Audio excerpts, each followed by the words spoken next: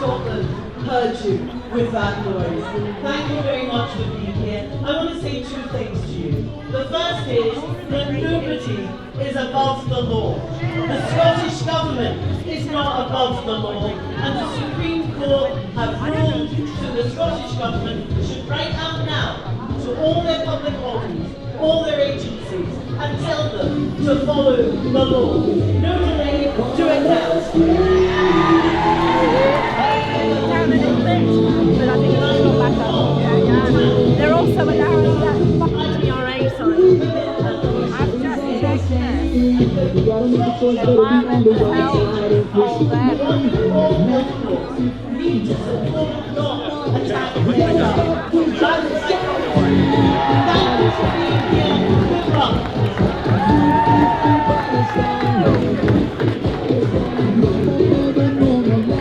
Thank you so much.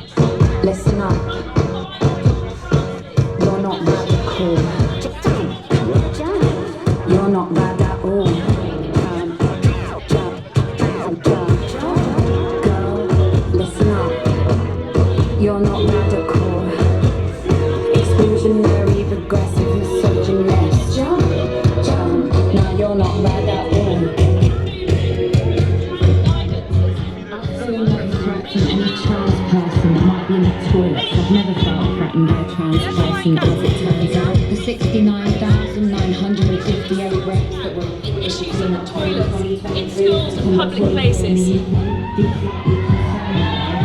We've still got women in men's wards who are being raped and abused in Scottish hospitals. It's not being taken seriously.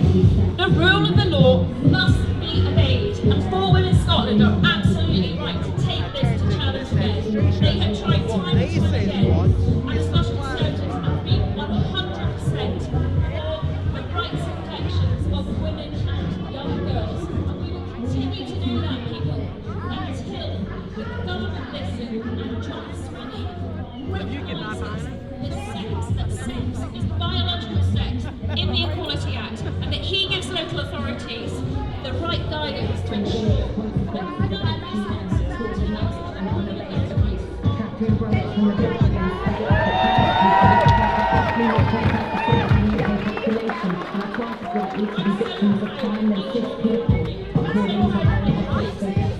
Stood against the toxicity and the abuse that we received in that Parliament, a Parliament where we should be able to obey respectfully. The debate is not finished. We're still not there. We still need to be fighting, and we will continue to support you to fight for the rights of women and girls. Thank you very much.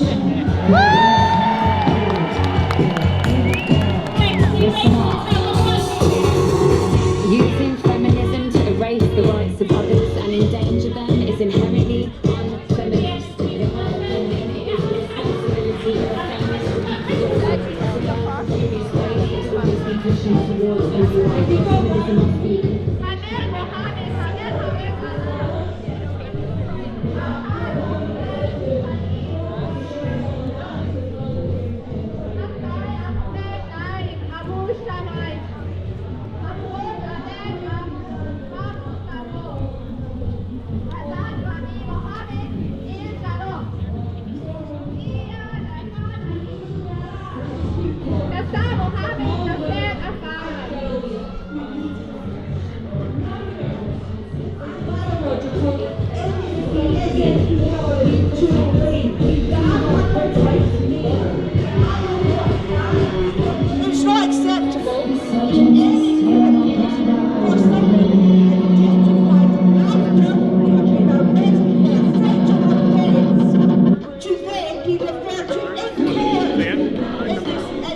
tenderly identify with and love public ministry for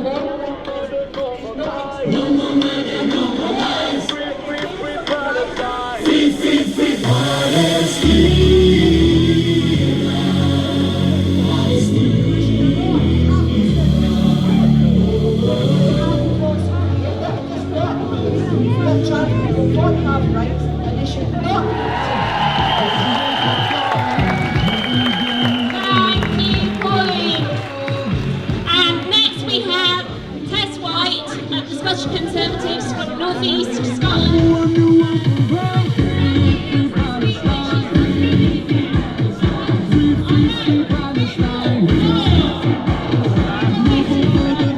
Hello everybody, thank you Susan. I'd just like to say, and I'm going to speak loudly, because no one will shut me up. No one! You can play your music as loud as you want. You will never, ever shut us up. You will never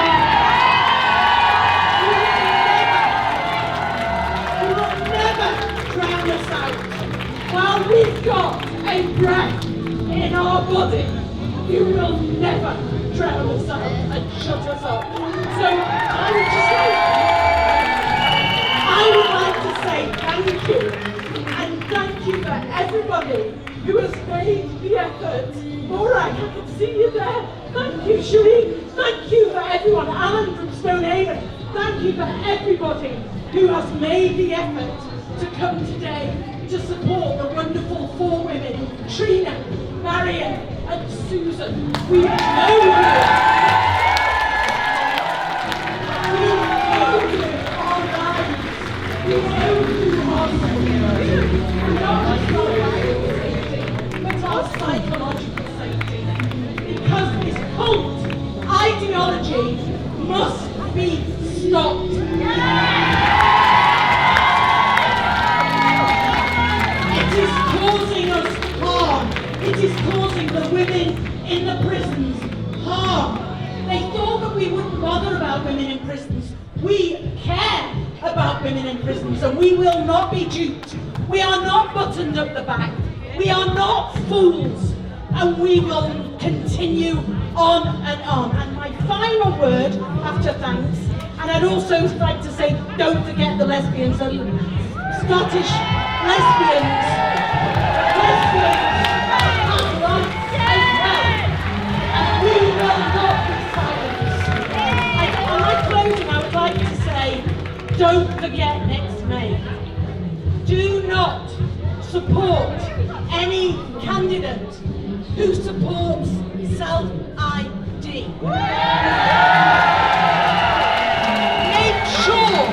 Make sure that each of us and our families and our friends know who supports the women and who supports women's rights. And those, ask them at the ballot box and before, in the manifestos, read it, take an interest, because they will not get our ex and your ex if they do not respect our sex. Thank you.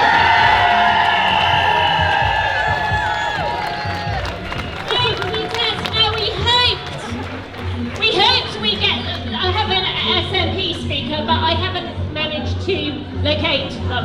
So, sorry, so Pam Gatsigo. Pam Gatsell from Glasgow and the Scottish Conservative. Thank you. It's fantastic to be out here, and what a noise we're making. It's very clear that women can't wait. And I want you all to shout that so John Sweeney and his Scottish government can hear that. It's clear. I was there with For Women Scotland and there with a lot of other groups. The Supreme Court judgment was clear. It's all to do with biological sex. And women will not wait no longer, and we certainly won't wish. I'm hoping John Sweeney can hear this and the Scottish Government.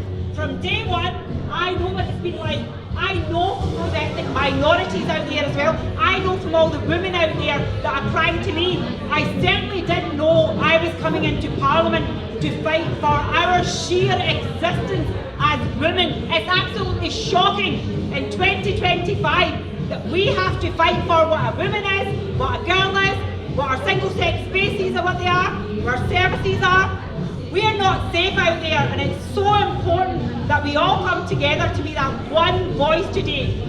We will stand shoulder to shoulder and raise our voices today to make sure that Scottish Government listen, that women will not waste and women will not wait. Thank you so much for coming out today.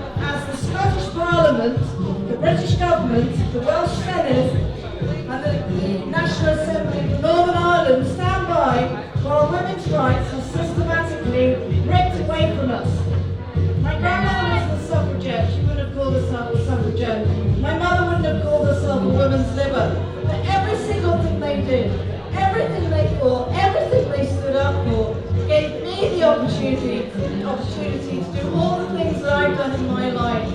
I didn't for one moment think that I would have to go back and redo all the stuff that they did. Here we are. Today is 142 days Supreme Court ruling in favour of For Women Scotland that the terms man, woman and sex in the Equality Act 2010 refer to biological sex.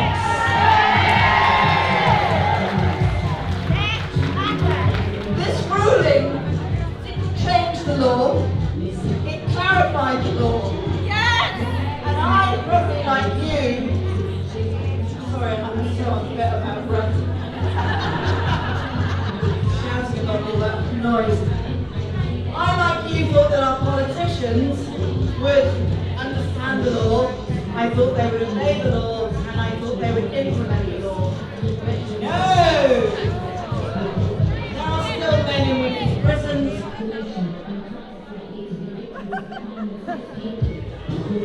Sorry.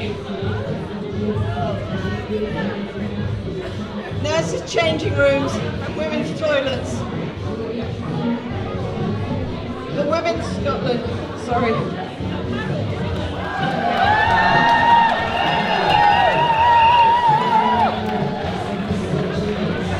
For Women Scotland is forced to take further legal action against the Scottish Government policies in schools and prisons that are inconsistent with its UK's.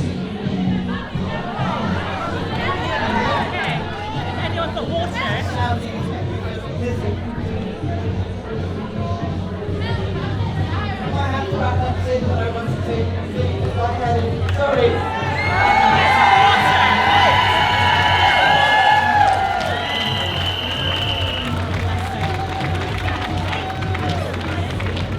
Right, I'm going to just see if I can go a little bit. Shouting really makes me feel dizzy. I support these warrior women. Because I have a Prime Minister who thinks that women can have a penis. I have a Foreign Minister who thinks that men can grow a cervix. I have a Secretary of State for Culture, Media and Sport who thinks it's okay to wear a Protect the Dolls t-shirt and thinks that it's okay not to fight for women's rights in sport. I think that is literally her job.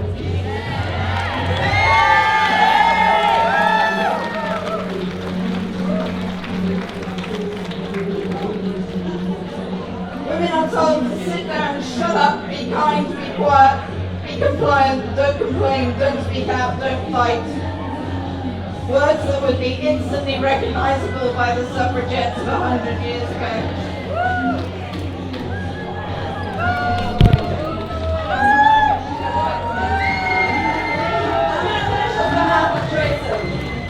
Someone asked me the other day if I had nothing better to do with my time.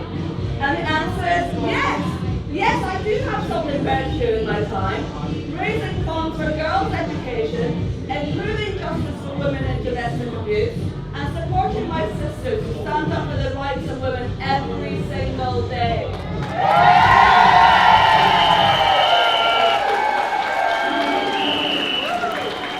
But we are stuck here doing this because our politicians are like rabbits in the headlines.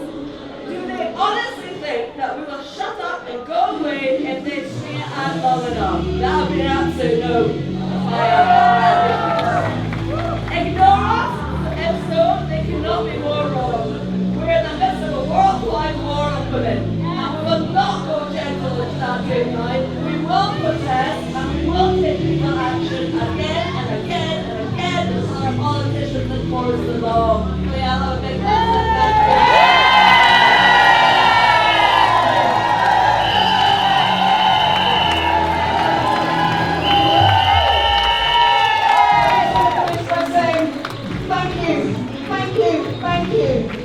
For Women Scotland. Thank you to all of us for shouting and screaming and fighting. We will never, never, ever stop until our politicians recognise women's God-given rights that we have fought for. Thank you.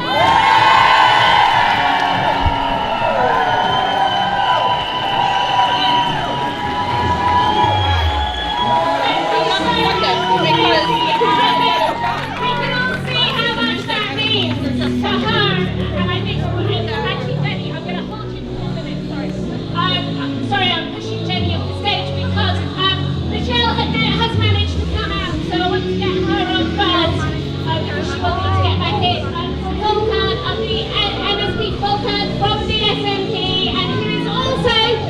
magically standing down this time. That has been,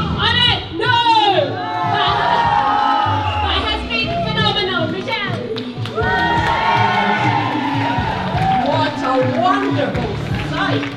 Absolutely fantastic. Thank you to each and every one of you who's here today. I was speaking at a conference the other day, and the title of it was Women in the Front Line. And it struck me how ridiculous it was that me, as a professional politician, was being told I was in the front line. And do you know why? Because it's you ordinary citizens going about your daily lives. You're the ones that are in the front line.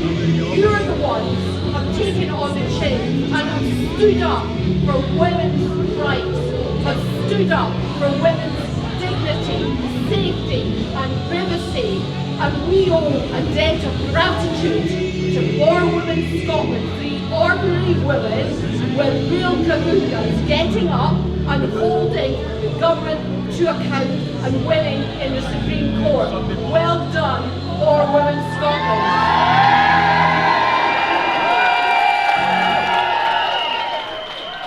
I have to confess some shame here. I'm here as an SNP MSP, and I've been right here from the start.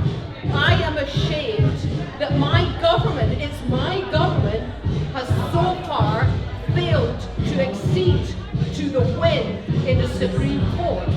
I'm also ashamed that too many politicians, even although knowing that they were on the wrong side of the law and on the wrong side of people's rights, were too afraid of wrongthink and speaking up.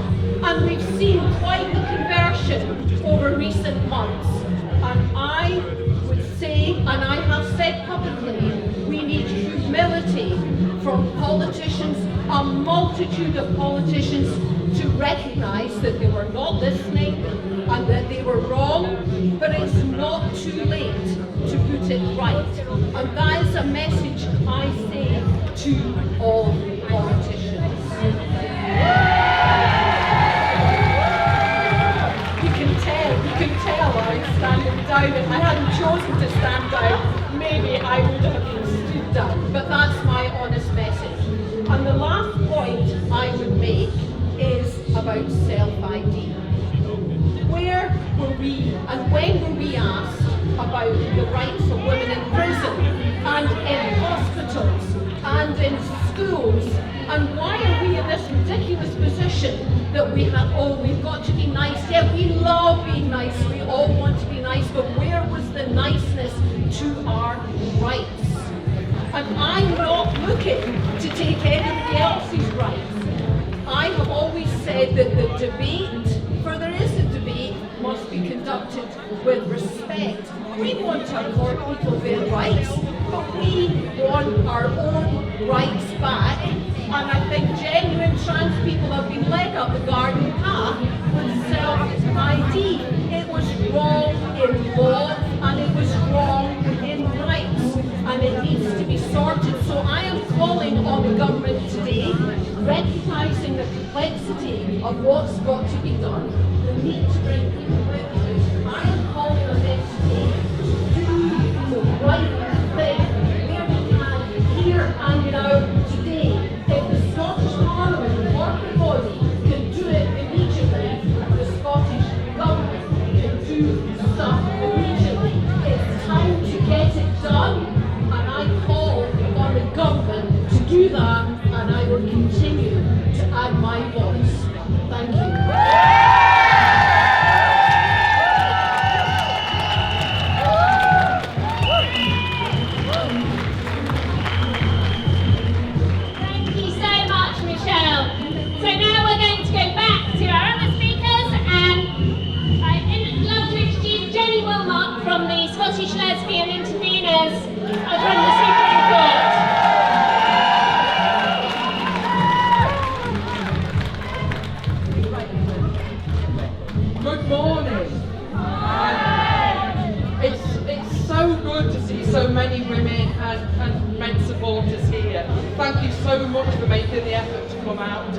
And thank you to For Women Scotland for giving me the opportunity to speak.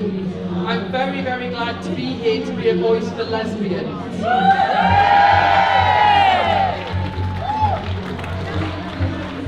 Scottish Lesbians was proud to be one of the lesbian interveners in the Supreme Court in support of For Women Scotland.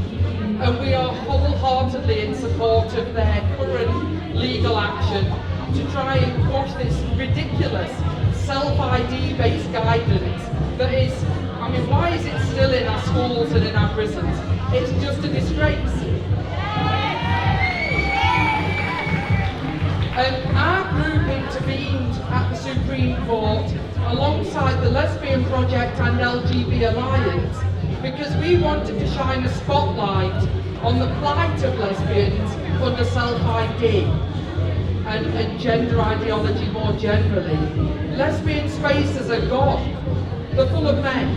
Lesbian dating apps are full of men. Lesbians have to organise in secret behind closed doors to keep the men out. Shame! De facto self-ID has meant our sexual orientation being redefined to include men. The Supreme Court ruling changed that. Well, it should have done. But for daring to campaign for lesbian rights, we've been smeared. We've been called far right, we've been called bigots, patriarchy supporters, anti-progress. Well, we don't believe that pretending men can be lesbians really counts as progress. And the Supreme Court agrees with us. We've also been told that we're rolling in right-wing cash. Now, I could talk to you all about how we do what we do from our own resources, in our own time, round about our jobs, that there is no funding for groups like ours or For Women Scotland. But we all know that those shadowy right-wing funding slurs are just that, they're lies, they're slurs. It's the updated version of no debate. It's meant to shut us down. Well, does it look like it's working?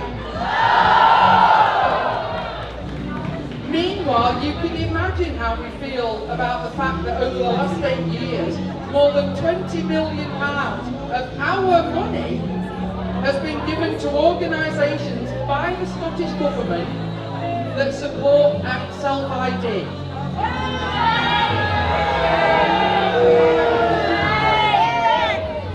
5 of those organisations, including the Equality Network, are ostensibly for LGBTQIA+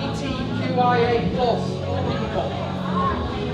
Those 5 organisations have been given millions by the Scottish Government to redefine our sexuality, to work against the interests of LGBT people that they claim to represent. The Supreme Court ruling should be changing that. It's very clear. Lesbians are women and only women.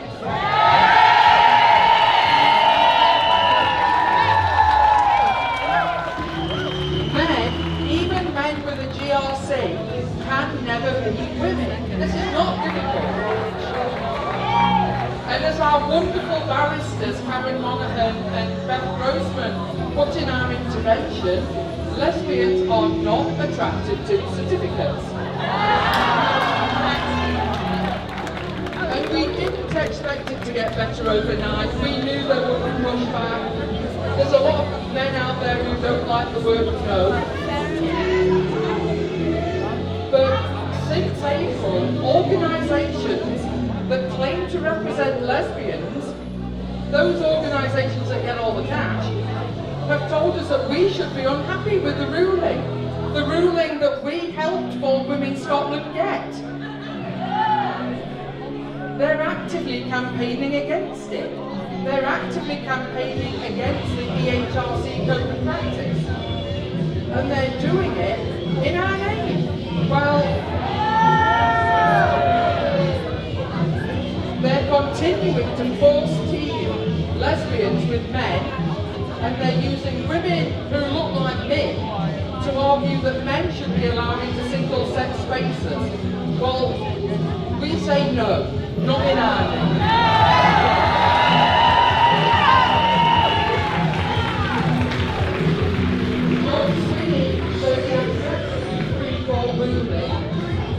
Why is this government continuing to fund organisations that are actively working to undermine? Yes. Why are he and his government continuing to force team the LGBT with the TQ+? You can tell someone who doesn't like that I'm saying this, can't you? So we're calling, along with everybody here today, for John Swinney and his government to get on with it, stop stonewalling, and implement the law.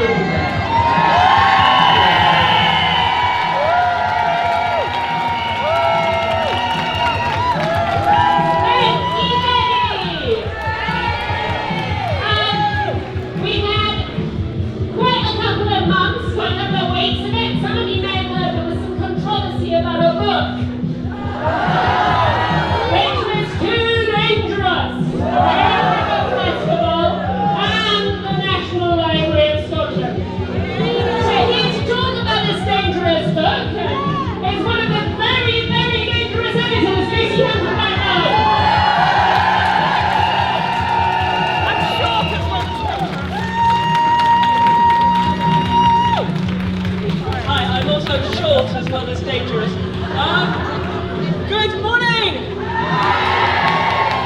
So other women today have been talking about getting our stuff back. They mean single-sex spaces, services, in the wake of For Women Scotland's history-making Supreme Court victory. So prisons where women are sure they're not locked up with men, hospital wards, changing rooms, specialist services, social groups, all of these matter, but I'm going to talk about something I would like us to get back that's different. Our public institutions. Like the one right behind me. I would like a parliament where no member is able simply to say they will not meet a constituent or even respond to a letter because they disagree with them on this subject. Yet behind me, the presiding officer in this building has given a green light to that behaviour. Also in this building, I want a public petitions committee that does not take over 4 years to decide what to do when it's asked to make Police Scotland record the sex of rapists accurately. And still has not invited Police Scotland to come in and answer questions face to face about its extraordinary and elusive policies here. I'd like our government machinery back. I've spoken to an MSP who wrote to the government with the wrong view on sex and had her letter ignored. That's not acceptable.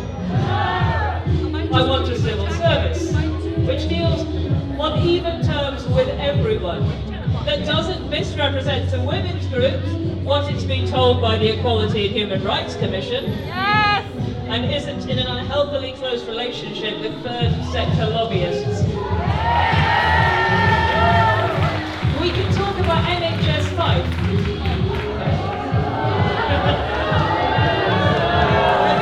Maybe not. Not just its treatment of Sandy Peggy, but its behaviour in relation to the court case, freedom of information requests in the media, and even in the courtroom itself.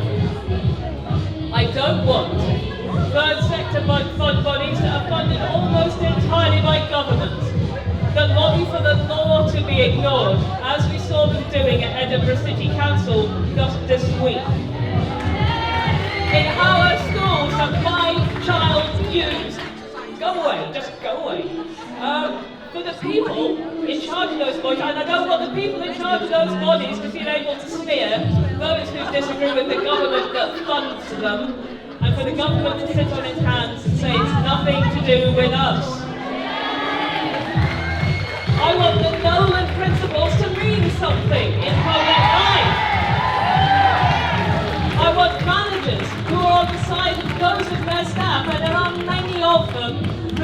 who come to work to serve the public, not the ones who treat their job as an excuse to do personal activism on the public payroll.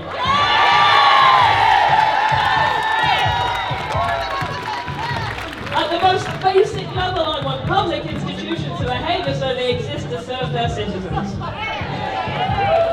I want to say something particularly about our cultural sector, which is not a world I ever expected to find myself in, and particularly the events of this summer. They've kindly sent a representative today to continue their good work of making women very hard to hear.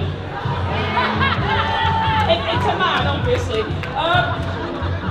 I want publicly supported arts venues, and I think it's normal to reassure their staff that they can keep them safe from the Deputy First Minister. I want a publicly supported book festival whose programme does not ignore one side of the most politically significant issue of the last few years, whose director does not feel entitled on national radio to say that the best-selling book I edited with Susan Dalgetty, she's over here somewhere, The Women Who Wouldn't Wish! And Jenny Lindsay's fantastic Handed are not sufficiently respectful for her taste. But she's going to set tests about whether those of us who checked notes have been vindicated by the Supreme Court are reparatory enough before we're allowed on her platforms. But who will platform people whose behaviour is very far from reparatory if they're on the right side of the argument as far as the festival's concerned? And the other institution I will mention finally, of course, is the National Library of Scotland.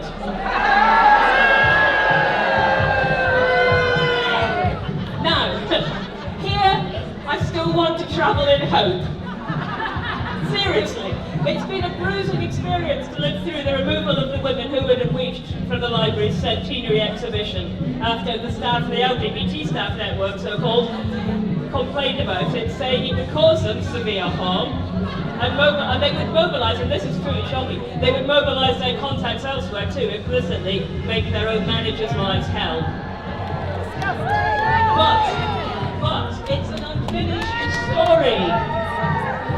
It's an unfinished story. We have not yet had a response to our letter asking for our book to be reinstated in the exhibition. We have been assured a formal response will come. This morning I urged senior management to come to the right decision and to put our book back on display in the exhibition where it won its rightful place. There is still time to prove normality is possible. And to put things right here, the exhibition has months to run still. Meanwhile, on behalf of Susan and me, I want to say how grateful we are for the support that we've had, not only from our wonderful group of authors, many of whom have been on this platform already today, but also from so many of our readers, and some of you, I guess, will be in the crowd.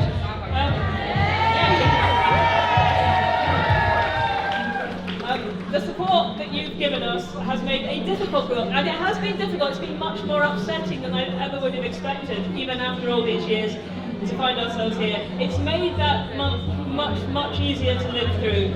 So to all our readers who've had our backs over the last month, thank you so much. And the surprising effect we discovered really does exist. Sales of the book spiked so hard that at one point, the Women Who Wouldn't Wish, and this is, a year and a half after publication, this doesn't happen.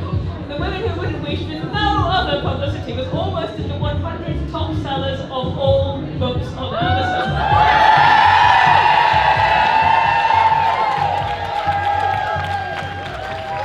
The only reason it didn't make it a bit higher was that Amazon sold out. It had to go to a reprint. It's now available again, just to let you know. And those extra sales mean more people will read it. And it means we will have more proceeds, Susan and I, to donate to help those women who are among the most silent elsewhere in the world. Because even while we're fighting here to get back what is ours, we are part of a bigger fight, and we will never forget that. So back if anyone wants a book signing, we'll get back later. But meanwhile, women won't wait.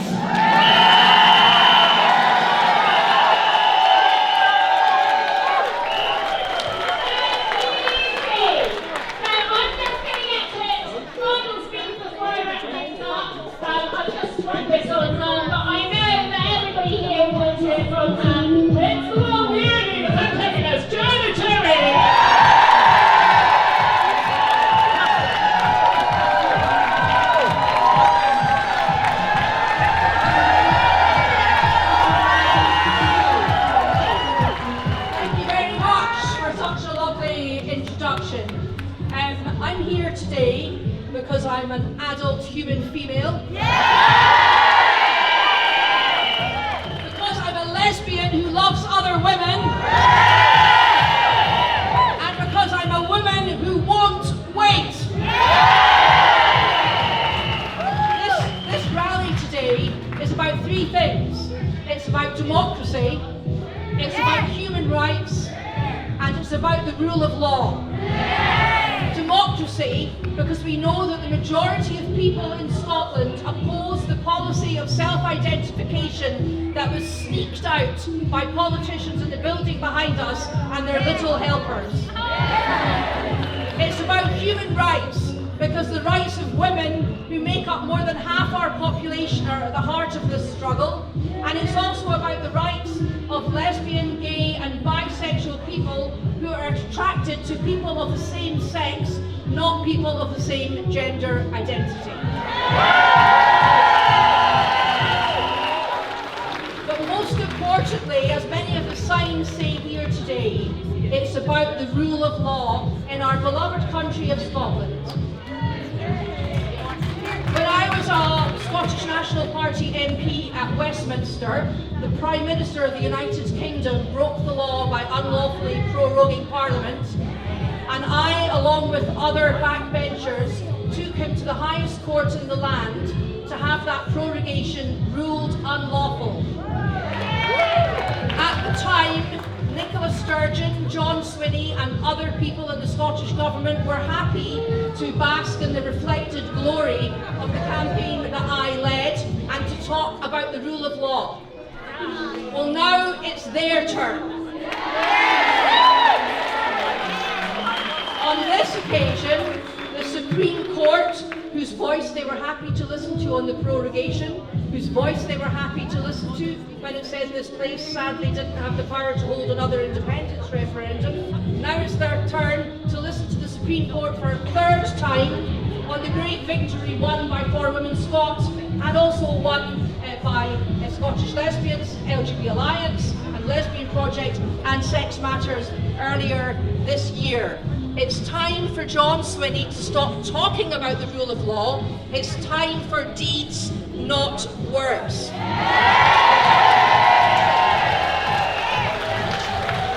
I can tell you, as a lawyer, there is absolutely no need for the Scottish Government to wait for the Equality and Human Rights Commission's guidelines before implementing the Supreme Court judgment.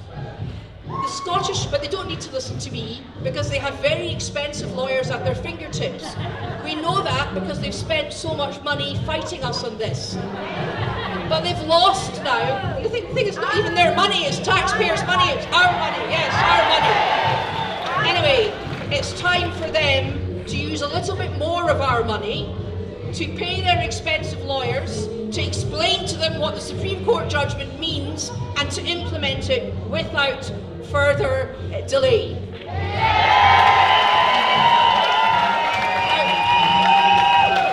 Before I finish speaking, I want to say two things. The second thing is a big thank you to For Women Scotland, but the first thing is this.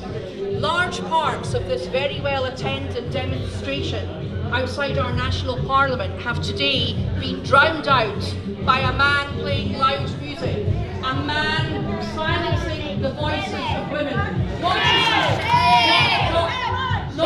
Not just women like me, but grassroots women, women who don't have my voice because of the privileged position that I held previously as a Member of Parliament. It is the duty of Police Scotland to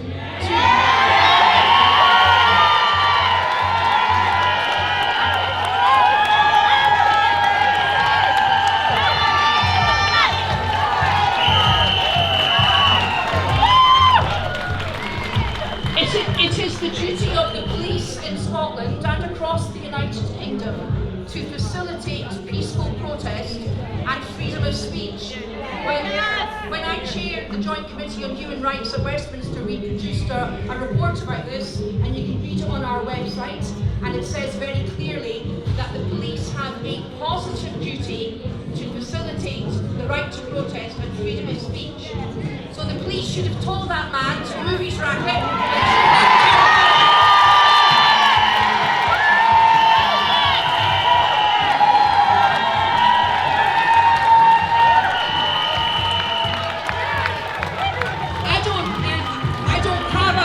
System, but you can bet your bottom dollar if I turned up at a trans activist rally with a loud sound system, I would be moved on. So come on, Police Scotland, don't make women second-class citizens. Give us the rights that you give to others.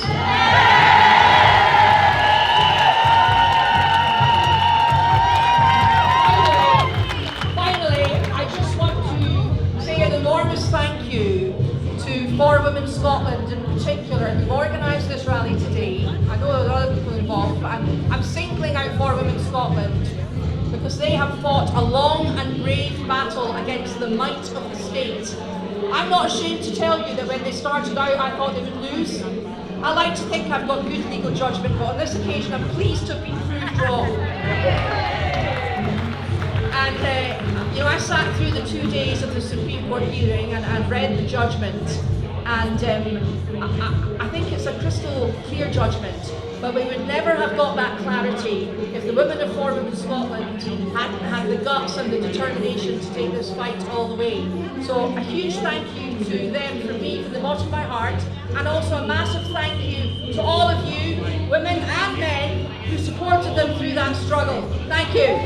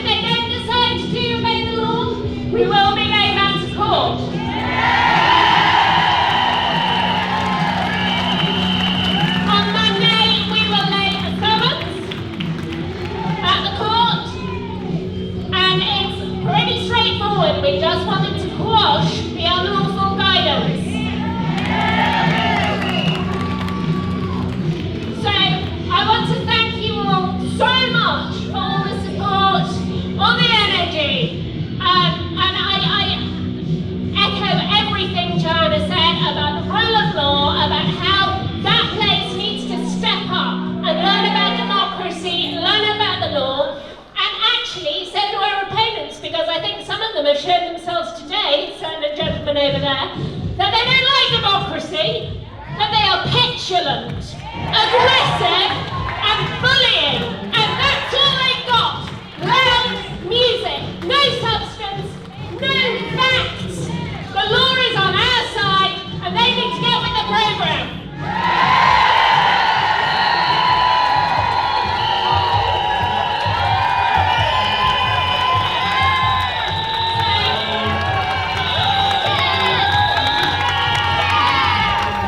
I think we may be having a sing-song.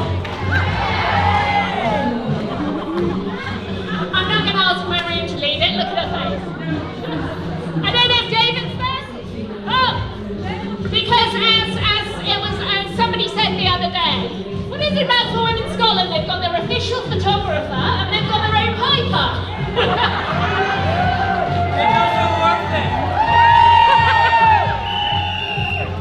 Where's Lucy? Because she wrote the words.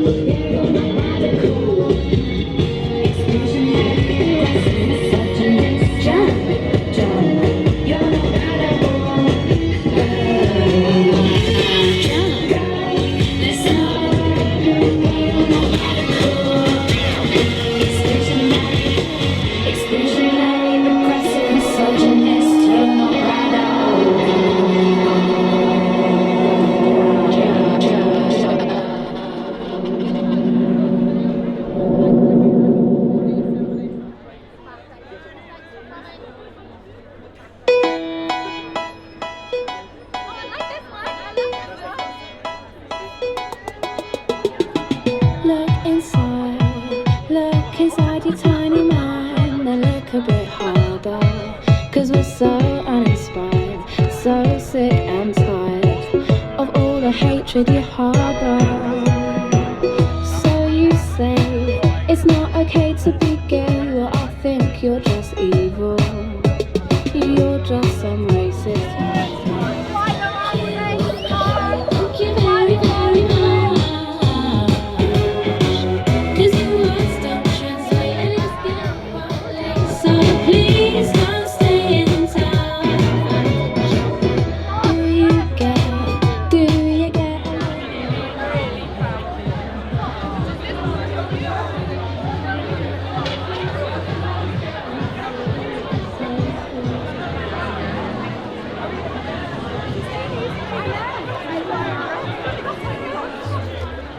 Should we do a little video?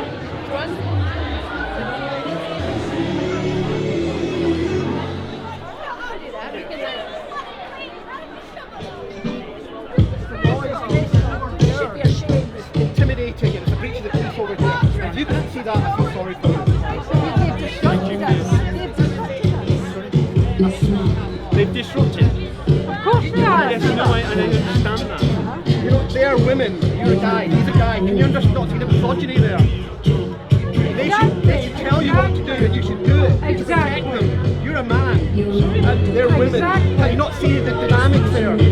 No, we just get Sorry, ignored. you're saying it's my role as a man to protect a woman? Yeah. No, but we're asking you, My role as they're a asking police you for officer to support. If you can't see that, sorry. Right. Or at least uphold the law or public order. This is not public order. And you think this is public order? Maybe she doesn't You feel just get ignored. outrageous. Outrageous. Where's Where's the inspector gone?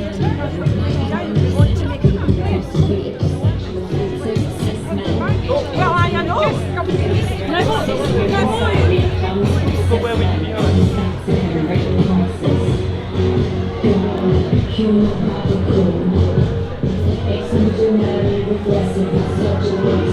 So, you want to make a complaint against the police?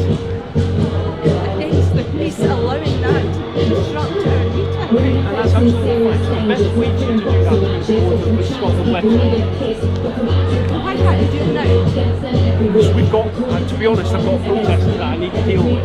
Nobody's doing it. Well, there's quite a lot of very unhappy people. Yeah, but there's a lot of police as well. The reason we're unhappy is because nobody's listening to us. One of our speakers really collapsed. People were distressed and just doing it and listening to that noise. That's not wrong, that's not acceptable. We know that and nobody knows that. I understand that what they're doing is very disruptive. Absolutely very disruptive. Why is that allowed? Because they have the right to protest equally as you do. And if they've protested in a disruptive manner, then that's them exercising their right to protest. Not alongside another legitimate protest, surely. We often have two protesters side by side. That's a very, I mean, you've got Israel and Palestine here right now. I understand the manner in which they are protesting is very loud and it's very disruptive to your protest, but they have the right to protest as well. Do they really disrupt us like that? Do you really purposefully disrupt another protest? It's very different from electoral protest side by side, surely. No, they have the right to protest alongside your protest. The manner in which they do that is up to them. Right next to us, so they have the right to protest right next to us. Because so it's you've right got- next to us. Yep, so there's a pro-Palestinian group. They tried to speak to over there, just completely dismissed us. They put their hands up and just ignored us. Like they're not interested. And in relation to that, And the inspector as well. if you want to make a complaint against the police, please do so. And I imagine you won't be the only person that wants to make a complaint. But that's the point, you need to take note of it. All these complaints coming up. So the best way to do that is going to be to do that on the internet, on the Scotland website. No, I understand. What they're doing is making sure that nobody from this side of that line, This side go to that side. or vice versa. That kind of thing. Masculinity isn't telling you that masculinity itself That's misogyny, brother. masculinity is toxic. They're protesting. I usually don't speak. Do you have anyone who's got like a decibel meter or anything like No. that? So have you registered the level of the audio? So the level of decibels doesn't necessarily come into the legislation. So you don't think that the level of noise would ever come into it? So you can eat as long as the bomb going off, then it wouldn't matter. Well, no, because then people would be getting injured, wouldn't they? There'd be more to Yeah, it. so audio. But it damage wouldn't be hearing decibel it levels that would would do it. It would be the reaction that people get. No, decibels are how you register, like, how know, hearing Do you is know one of affected. the speakers nearly collapsed? I've been told that, yes. I've not had the opportunity to speak to that person yet. Somebody to try and speak over that made the woman ill. And I'd love to be able to speak to that person, but I've not done yet. I've not had that chance. I was wondering, did you hear the part from Joanna Cherry when she said it was a positive right that you as police actually had to protect people's freedom of speech actively? Yes. And therefore inhibit people who are blocking that right? By inhibiting their freedom of speech. They're not speaking, they're really loud music particularly stop our they're protesting. No, because you're not understanding. That may be a protest. Yes. But when it is specifically to stop someone else being heard, and it is actively achieving that aim, you have the positive, you're meant to be compelled, and you have a duty to human rights to allow our freedom of speech. Okay. So I'm also got that duty to uphold their rights. Well, we were not drowning them out, were we? Well, no. Well, you could have been. We weren't though. So in this circumstance, there was women who were being drowned out with the specific aim of inhibiting our speech. You weren't actually articulating anything other than inhibiting our speech. So understand that. It's something about the protest to such a level that it impacts on other people's health. Well, that woman nearly collapsed. Purely because he was trying to speak over that. So if at that point she wanted to stop, then she wouldn't be able to do so. Why should you stop? They should have stopped. So she could speak. Didn't have to shout. She's got 5 speakers and then Speak over that. You can barely even hear each other now. Serious. And the speaker's pointing in that direction. How could you speak over that? They're not protesting, it's noise. It's just at this point now, I imagine that's carrying on because I can't go over there and I'm speaking. No, you do. The thing is, well, I understand how frustrating it must be to be disrupted like this. well, so there's one more element I want to bring up. Because I'm a filmmaker, so I have to be really aware of copyright issues with music. The reason we're doing that is so we can't upload videos. Okay. Because it's copyrighted music. Right. So if we upload that to YouTube, Yep. it makes our content get removed. Okay. Therefore, that's also inhibiting our freedom of expression. Right. Because when we try and disseminate our opinions, it's flagged by auto algorithms, which means we cannot publish them. I didn't even know that was a thing. Thank you for educating me on Yeah, that. so that's an important thing. This is copyrighted music, Right. and it sets off algorithms, Right. which means even if you're doing a live stream, it's removed automatically. That is their intention. Right. Well, I'd like you to tell your colleagues about that and be cognizant of that, of why they do that, to overwrite our speakers and blow out our microphones. It's live streams and YouTube. Well, that's fair enough. Thank you for telling me. I didn't know that. Okay, well, it's an important point. It's an important point. It doesn't necessarily mean that we've got to go over there and stop that. It does. It plays into it. It plays into the much decibel bigger level, picture. whether or not you can hear people actually speak, and whether or not it's using technology to inhibit our freedom of expression in another way that's malicious. Right. Okay, fair enough. So, what we should do, and what I think the best way forward is, in the complaint to the police, you should spell that out. You've explained that, and I didn't know about it, and I work in protest quite a lot. Yeah. So you can put that in the complaint against the police. Do you think they didn't bring that up? I don't know if they knew about that or not, because I didn't know about it, I've not asked them about it. Just understanding about their hands with their hips. Because you'll be able to name these streams, just by hearing them. I could You appreciate that it's could probably Shazam it, you know, on your app. You could do, yeah. Yeah, that's what we do. Right. Instantly. We're recognising and showing the live streams. Fair enough. I didn't know that was the thing. Well, Right, so we're going to make a complaint then. guess it has to be online. Are you saying that has to be It online? doesn't have to be online, no. If you want to, we can try and find somewhere quiet, or we can go to St Leonard's police station, we can sit down and we can note some details. But the best way to do it is not here now in this environment. It's quite good to Fair hear enough. though, because it's nice It's illustration reasonable, though. isn't it? It's quite a nice exact point. No, yeah, I That's the can't. thing. This is a nice illustration of the issue, and it saves a lot of words. Yes. I know the policeman and the police officer could maybe transcribe in the official language that they would like to use to describe this. Because it is, you must admit, reading this on a piece of paper doesn't quite convey what's going on. Well, they'll be watching lots of video, I'm sure, and that'll be all If be it can there. go online, it'll be taken down. Well, like I say, I don't know much about that. Exactly. Yeah, well. Will there be a point today when you ask them to turn that down? Probably at this stage, no, I don't think so. Also, I was wondering, with your assessment of this situation, did you consider their rights to freedom of Yeah, we spoke to them. And they're fine with the noise? Yeah. They're absolutely fine with Yeah, it? we spoke to their organiser. So they were just drowning found out as well. Yeah, they're finding out. Right. So no. We did consider other protest groups in the area. Yeah, so it's indiscriminate protest. Even though it's actually actively just against us, they're just allowed to disrupt everyone else. Like I say, we spoke to the other groups. You didn't speak to us. Yeah, I've spoken to your people from your group at length.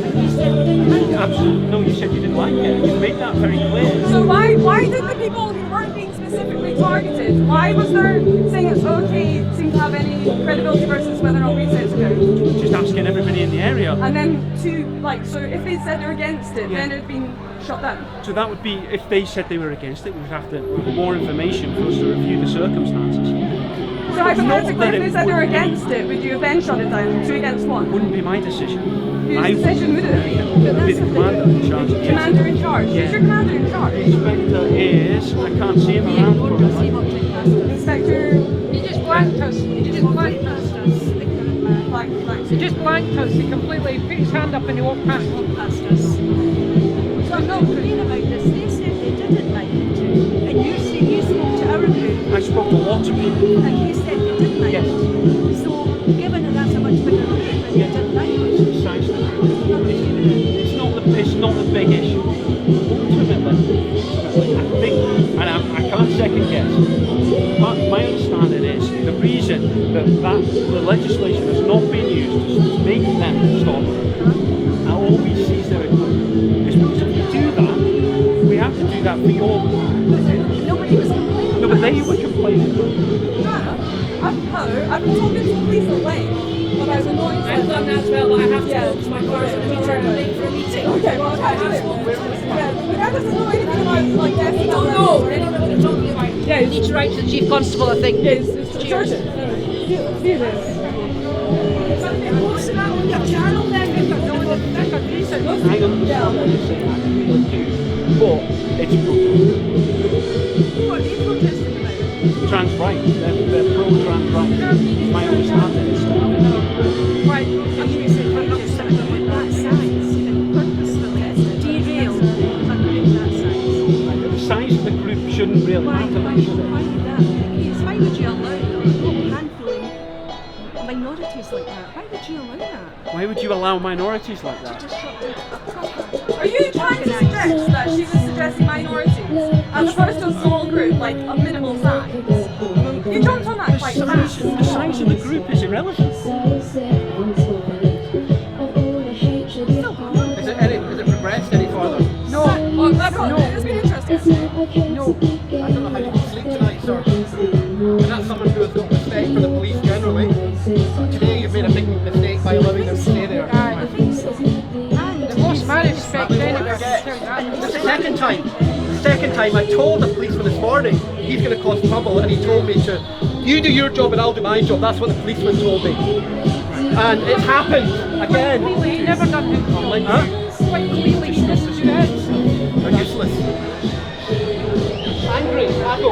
Angry.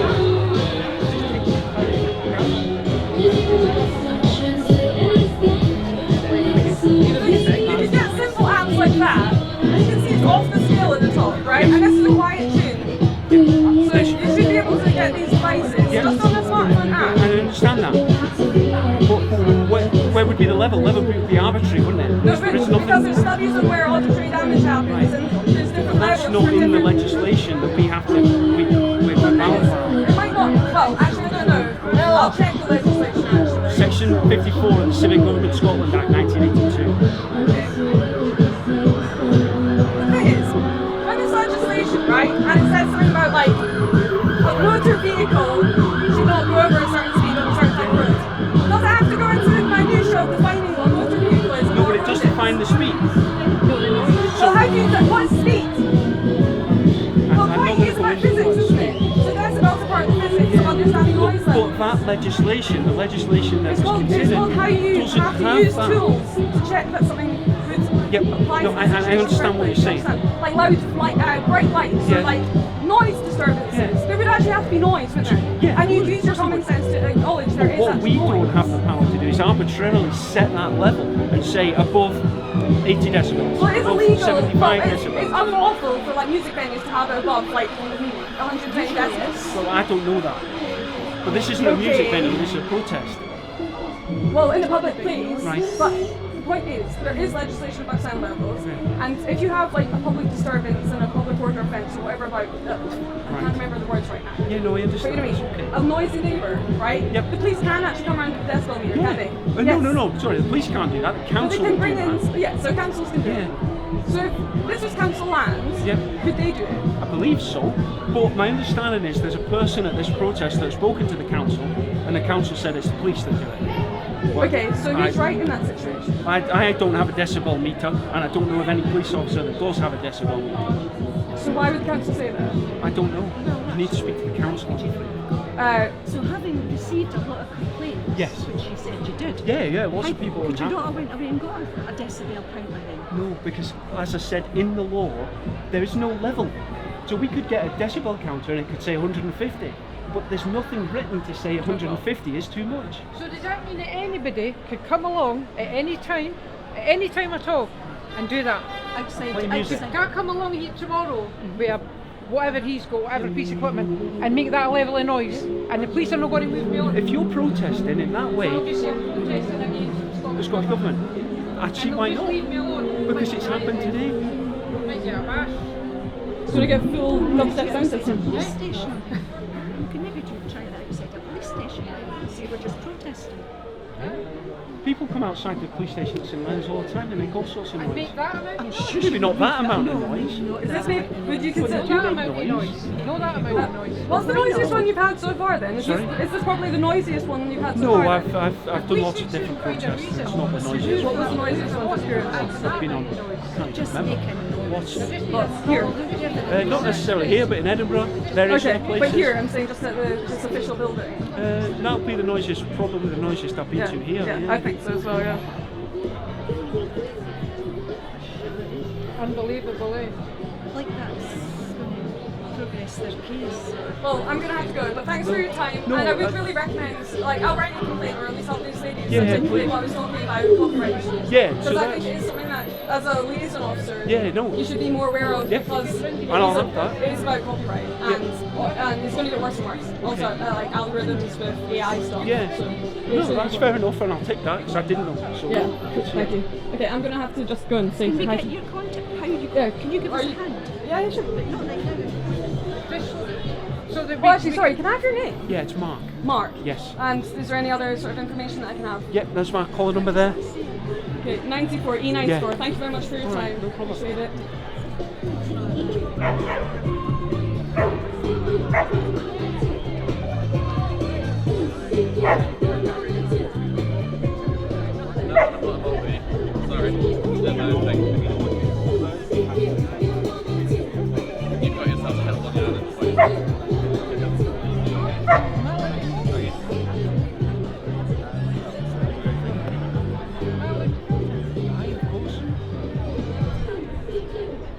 I don't know, but there was some swear words in there, so it's been advised about us what he's been saying. See, this is what I mean. This is how peaceful they are. No, well, And respectful.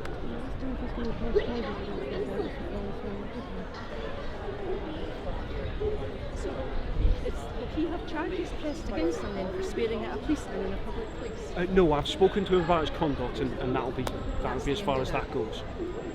If he does it again, then something else might happen, but he's been told.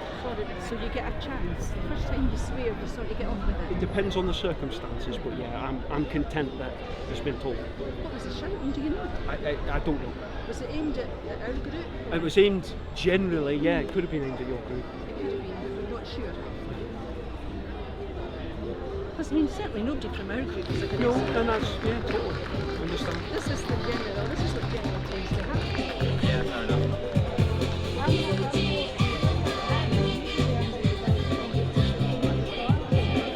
You just gave me the finger. Sorry? You just gave me the finger. You just gave us the finger. So yeah, that's two incidents where... Well, it's in a public place, so I'm allowed to film in that. Yeah, of course you're allowed to film it. Yeah.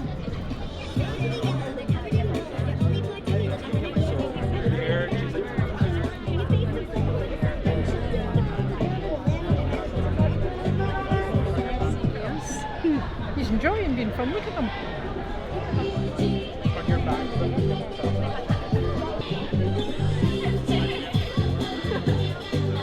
How sad. Go home. Imagine harassing queer people trying to leave. How sad. How sad. Harassing you over the sound system.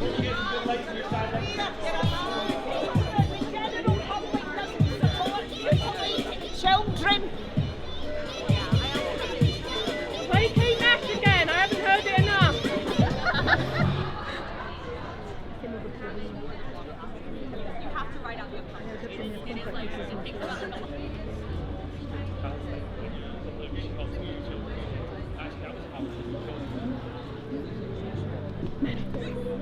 Well, it's been summer.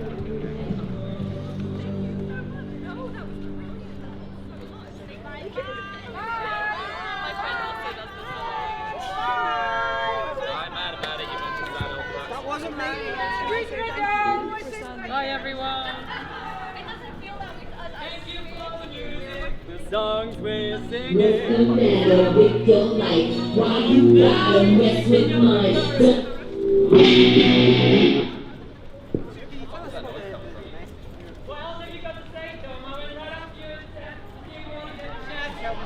And you just put your umbrella in my face. Now you're walking away with your answers. Suddenly you've got to worry. You've got something to say. Just say it to my face. It's fine, Tom. I'm not going to do anything to you.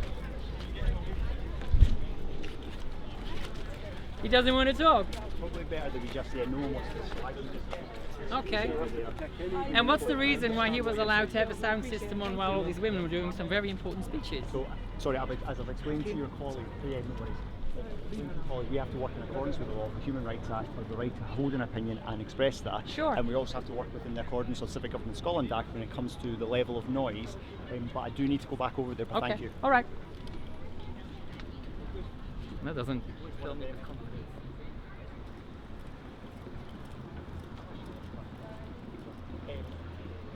Road Inspector wants you to take details of the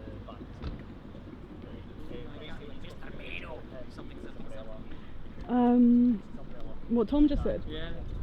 Get that man away from me? Or something like that? Before I didn't catch it, unfortunately. It's interesting how they said about the level of noise there, because I was talking to one of the police liaison officers earlier, and they said that the level of noise didn't matter, and it could be infinite levels of noise. And I was like, even if there was a bomb going off? And he said yes, and I was like, I highly doubt that. And I asked him if they had any decibel meters or anything like that, and he said it's not anything they'd ever do, and that would maybe be a council issue. And supposedly the council has been involved today, and the council said it's a police issue. So I said, has anyone got a decibel meter? Said no, and I went back and forward. Here it comes again.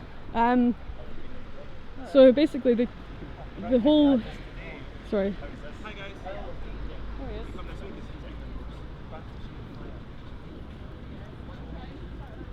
So he gets a police escort. Wow, is he so scared of the two of us?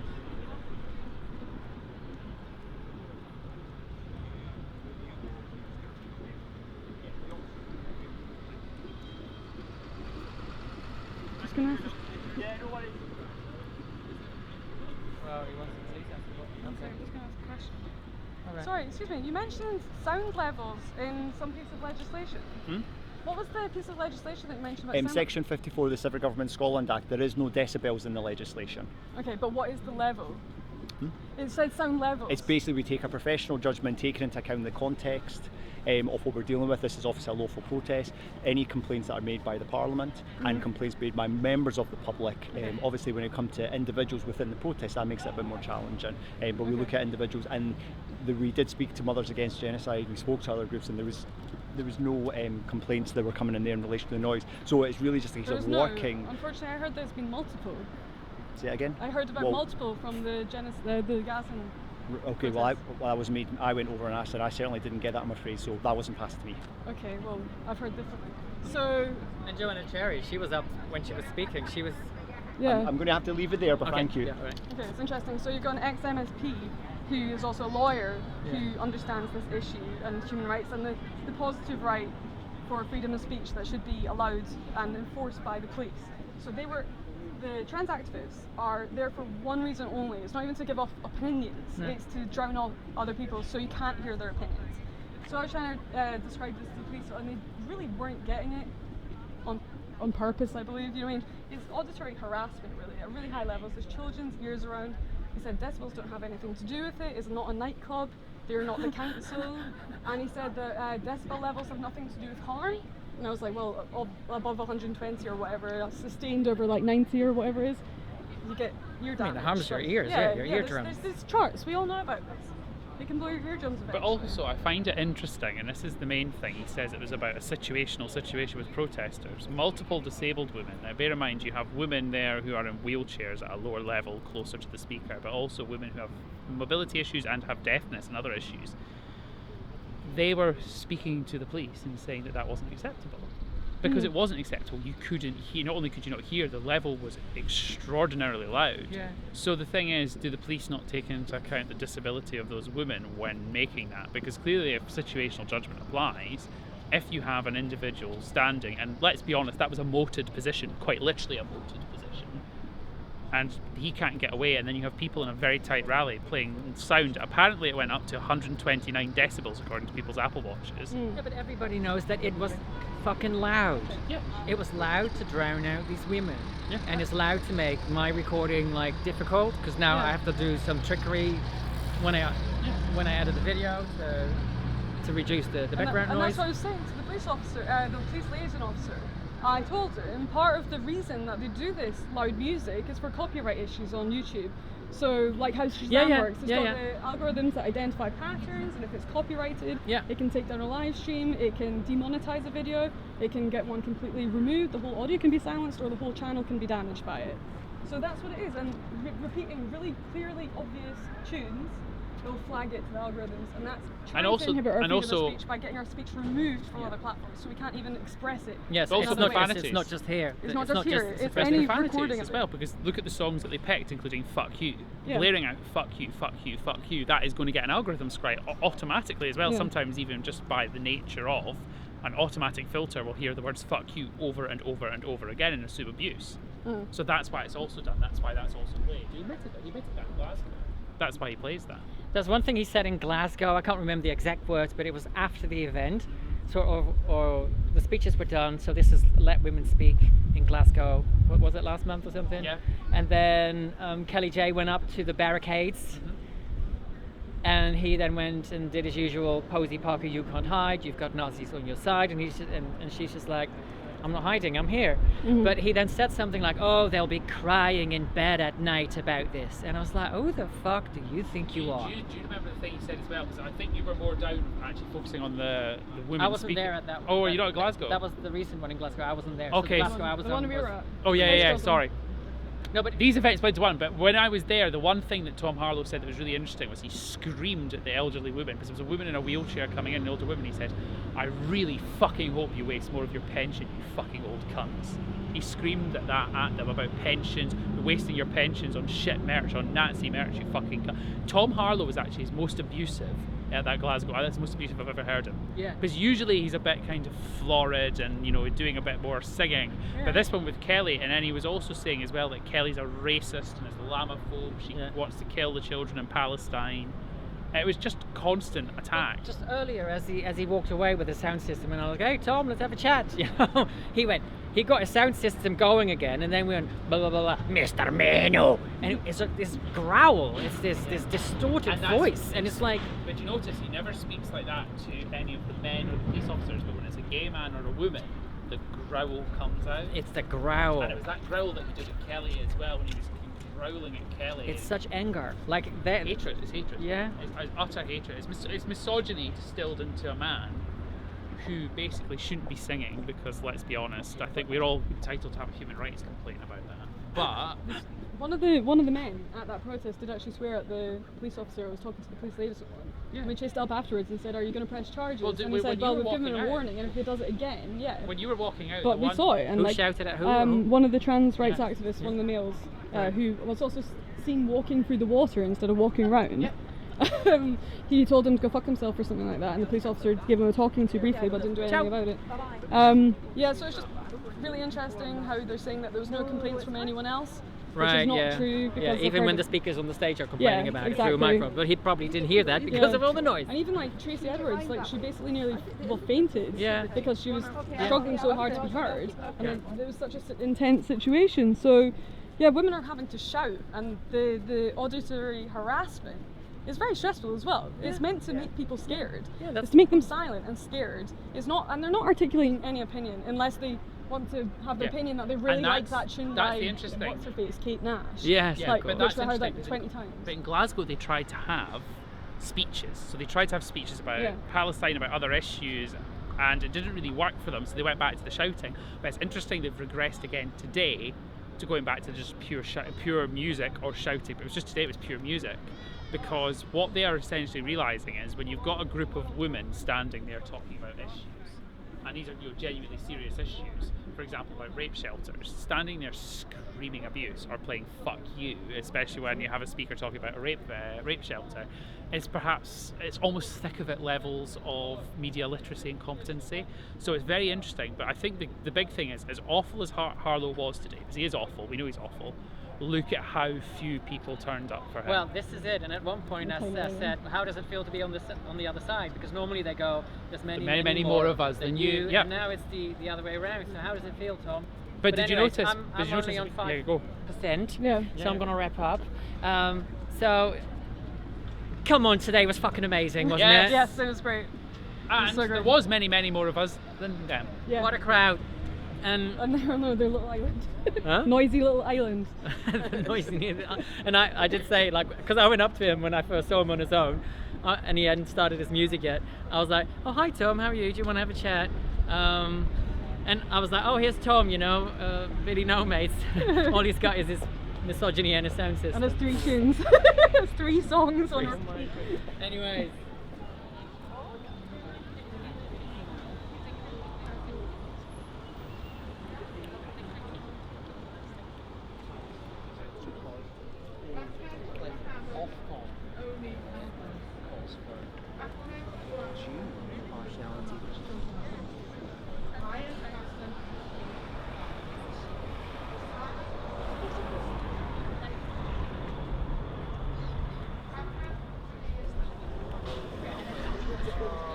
Excuse me, can I ask you a question? How are you?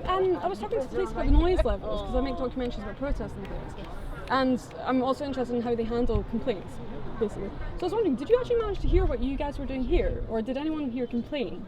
Because I was told that like nobody here had a single problem with it and everyone could hear fine. So we were aware of the counter protest, and we were aware that there was going to be a noise issue for a period during the day. We've been here since 7:30 this morning doing the name reading, so we knew that there was going to be a 2.5 hour time where the noise was going to be loud, and therefore we were prepared. The people that were doing the name reading were warned, and then they agreed that they would be able to do it with the noise in place. And there was a lot of people who weren't aware that as the kind of core group we knew what was happening. There has been people coming to join that found it quite a lot. But I think it's a lot in lots of different ways. I think it's a lot because of the noise, but a lot because there's just a lot of issues that were playing out at the same time that were all clashing. I think actually it was quite emotionally charged as well as volume. But no, I think from it was tough, but I suppose we knew it was coming. It would be ideal if it wasn't, but we were in approval and support of the reasons why the music was playing. It's in alignment with what we were trying to achieve. Actually, it was just I was confused because some people had said that they talked to people who'd gone to police and complained and seen that happening from your organisation. Not from.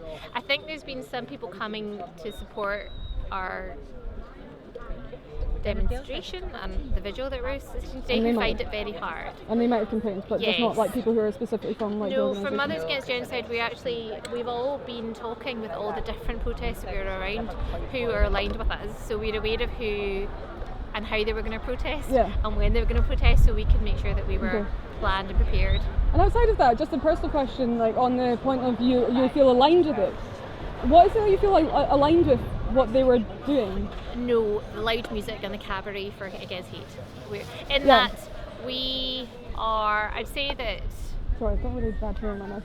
Sorry. We'd say that it's all about humanity and human rights at the end of the day for us. Yeah. And if you are supporting that and you're trying to promote the rights of other people in a positive way, there is enough space for everyone to exist in unity, then I think that is aligned with. Is that what you think they were protesting for? Not over there, but the Oh, tiny right. wee group over there. So what were the big so I gather this was a counter protest, the smaller one, right? And so what's your interpretation of what that was? The first women Scotland, women? First women Scotland? Yeah. It's a combination of words that don't make grammatical sense. We would say that we are not in alignment with that, no, but that's because what I'm saying is that they're not saying that the rights of everyone should be maintained and equal. They're saying that some rights are more than others. Right, and the counter protest opinion was what?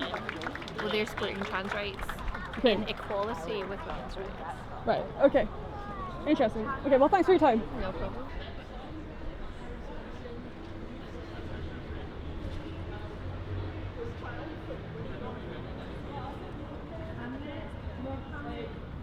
Woman. Oh, I must look out for you on YouTube then. That's wonderful. Just look for Y chromosome. Right. So. Okay. And then my name is Menno. M-E-N-N-O. Menno. Men? No. Oh, So right. together, Okay. right? Love it. M-E-N-N-O.